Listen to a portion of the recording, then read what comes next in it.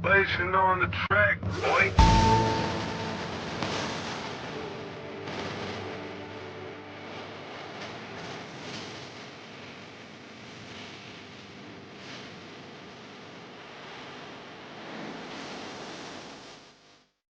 Halo semuanya, kembali lagi bersama Boruto Flash. Seperti yang kita ketahui, Boruto Uzumaki telah menapaki jalan ninja yang jauh lebih berbahaya dari yang dibayangkan siapapun. Sebagai wadah bagi Momoshiki Otsutsuki, ia tidak hanya harus mengendalikan kekuatan dewa di dalam dirinya, tetapi juga menghadapi ancaman langsung dari anggota klan Otsutsuki lainnya yang kekuatannya melampaui pemahaman shinobi biasa. Dalam pertempuran yang menegangkan, Boruto dituntut untuk melampaui batasnya. Pertanyaan besar yang terus menggelayuti benak para penggemar adalah, bagaimana Boruto, dengan segala keterbatasannya, mampu mengalahkan dewa-dewa Otsutsuki yang begitu kuat? Kunci dari kemampuan Boruto untuk melawan dan bahkan mengalahkan Otsutsuki terletak pada kombinasi unik dari warisan manusia dan kekuatan Otsutsuki yang ia miliki. Ia mewarisi kecerdasan taktis dan semangat pantang menyerah dari ayahnya, Naruto, serta bakat alami dari klan Hyuga melalui ibunya, Hinata. Selain itu, segel karma memberikannya akses ke sebagian kekuatan dan pengetahuan Momoshiki. Namun, Boruto telah belajar untuk memanfaatkan kekuatan ini dengan caranya sendiri, seringkali menciptakan jurus-jurus baru yang tidak terduga dan efektif melawan musuh-musuh yang kuat. Boruto tidak hanya mengandalkan kekuatan mentah, tetapi juga pada pemahaman tentang kelemahan lawannya dan pemanfaatan lingkungan sekitar. Dengan bimbingan dari mentornya, Sasuke Uchiha, serta pengalamannya menghadapi berbagai musuh kuat, Boruto telah menganalisis berbagai teknik Otsutsuki.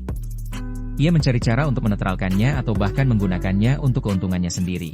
Kemauan untuk terus belajar dan berevolusi adalah salah satu aset terbesarnya dalam menghadapi ancaman yang setara dengan dewa. Di video kali ini Boruto Flash akan membahas tentang beberapa kekuatan Boruto yang bisa mengalahkan Otsutsuki.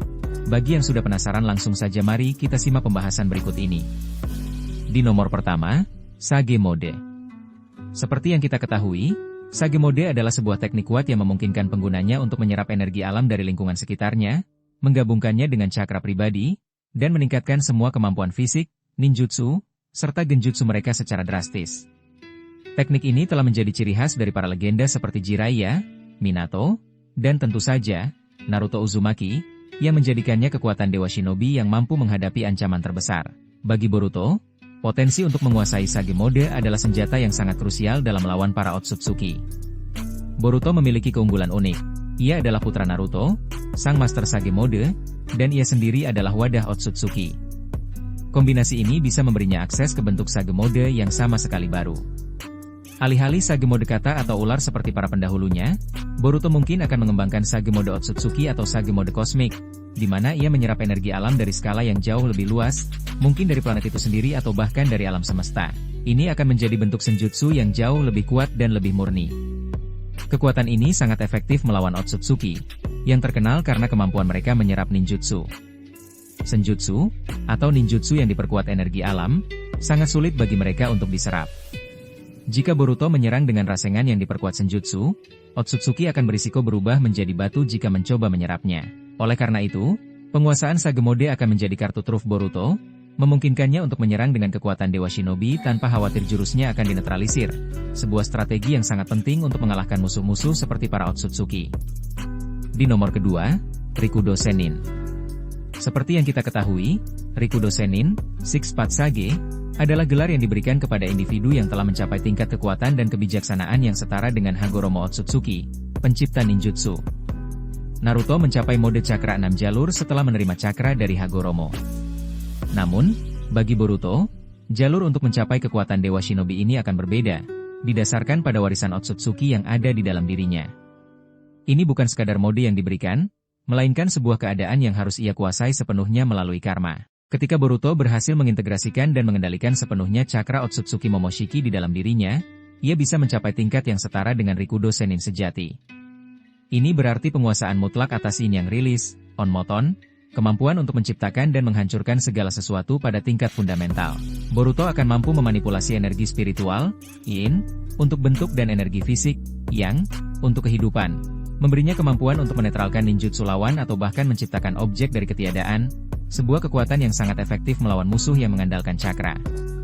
Status Rikudo Sennin juga akan melambangkan pemahaman kosmik Boruto tentang cakra dan alam semesta.